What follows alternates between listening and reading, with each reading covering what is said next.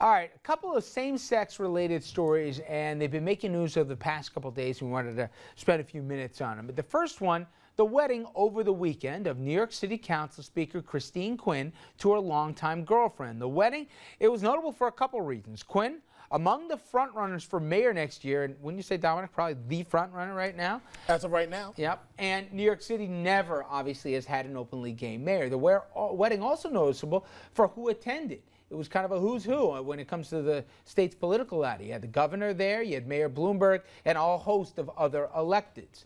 Now, story number two, it follows President Obama's lead, NAACP. They've come out in support of same-sex marriage. We've talked about on this program how the black community divided over the issue, but the group's leadership, they voted to go ahead and give their full support over the weekend. A decision, it is big for a couple levels. If you look at the polling, only 39% of blacks actually support marriage equality, and about half of all Americans do. And secondly, black voters were one of the major voting blocs that supported Proposition 8 in California, which, as you know, outlawed same-sex marriage there in 2008. All right, guys, let's start off in New York City first. And you've covered New York City politics as long as anybody, Dom, not to make you an old man, but... It's very nice, Rich. Yeah, thank you. Did you ever think you'd see a day where you'd have an openly potentially gay mayor here that was married? Yes. You did? I did. And the reason, I honestly never thought I'd see an African-American president in my lifetime. That was the one that I didn't predict. And we see how good my assessment is. But I did expect the city, it's a progressive city. I mean, sort of along the lines of a San Francisco major city. It was inevitable. And anyone that knows Christine Quinn, she's always been an advocate for the gay community. So this is a natural extension for her. We talk about, you know, the social movement on same-sex or on how, you know, gay relationships are viewed generally across the country, TV shows and theatrical productions. You live in New York City, you see it every day. And you realize it's not a big deal every single day, except maybe Halloween. But it's not that big a deal, and that's a major component, I think, in normalizing people's attitudes towards gays and lesbians in ways that they might otherwise not be. In Chelsea, I venture to say you see almost as many gay couples as you do straight couples. Dominic, quickly assess right now if the mayoral election were now, and obviously it's not, but if it were today, I would have thought, you know, Bill Thompson, after the last election, would have been the front runner. It's got to be Quinn, and it has a lot to do with her relationship with the mayor. Well, we'll see. It's still early. It's still a year and a half away. As we all know, that's a lifetime in the world of politics. Don't sleep on Bill Thompson. I'm not ready to write him off yet. I love Billy, but my problem is, where's he been? You know, where's he raising money? Where's he building alliances? Where's he doing the rest here? It seems that, well, he surprised me last time how close he came, but I don't think sleep he's on rested. Christine Quinn either, because she wants it badly. Yep. All right. The other story, the NAACP over the weekend, Andrew, throughout the process, been bringing poll numbers on this.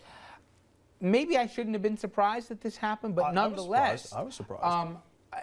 Everything I've been led to believe, and the poll numbers even suggested, it doesn't follow the general black population. The organization decided to view it as a civil right, as we've argued many times here, and obviously the NAACP has a long history supporting civil rights. The division within the black community, at least from the polling numbers and from what we've seen historically, is problematic. There's also maybe a division here between the NAACP and, let's say, you know, Black Baptist churches, where you're getting some sermons from the pulpit that are still against it. But I'm very curious to see if this leads to a change of attitude within the black community. You know what I really don't understand? And it's funny, I'm asking you guys to explain this on the black community. White guys, yeah. We'd be happy to. I didn't say it. Yeah. I didn't say it, Brother Richard. I think I could figure it out this time. Yeah, go ahead.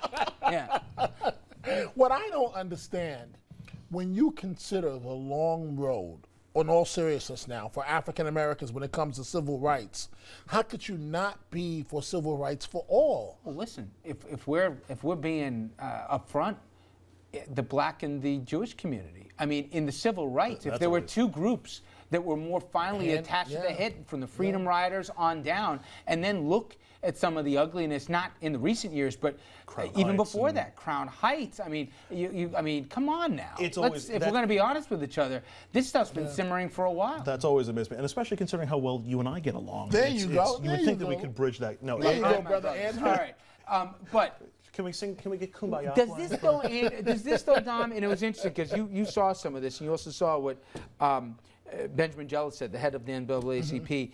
He didn't just say the words. He really walked it. And he talked about some family experiences too, right? That's right. He's from a background that his father and mother, what they confronted about interracial relationships at the time and the civil rights battle over that.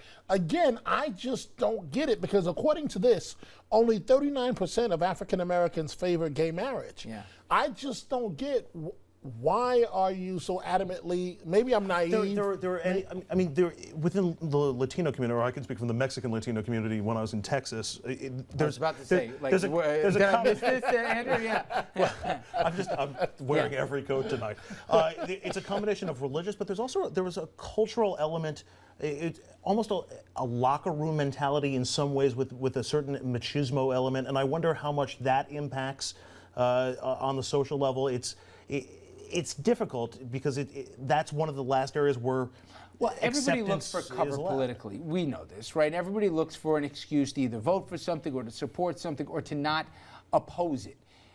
Is this significant in that, listen, they weren't going to vote Republican, but will the black community say, hey, all right, the NAACP doesn't tell me how to vote either way, but now I don't have to make this an issue on the campaign trail, especially for black electeds? What's interesting about all of this, a quick story in 10 seconds. A friend of mine who's gay, I've known him 25 years. And he told me, and I didn't notice, Ebony Magazine, the prominent publication in the black community. He said, do you know, Dominic, for 15 years, Ebony Magazine never wrote the word gay. Really? And never did a story on a gay African American. So my point is this, guess what? Times are changing. So even if you're not with it, it's coming your way. Yep. So you might as well get with it. It's here. Governor Cuomo made sure in New York State, Christine Quinn, possibly the mayor of New York.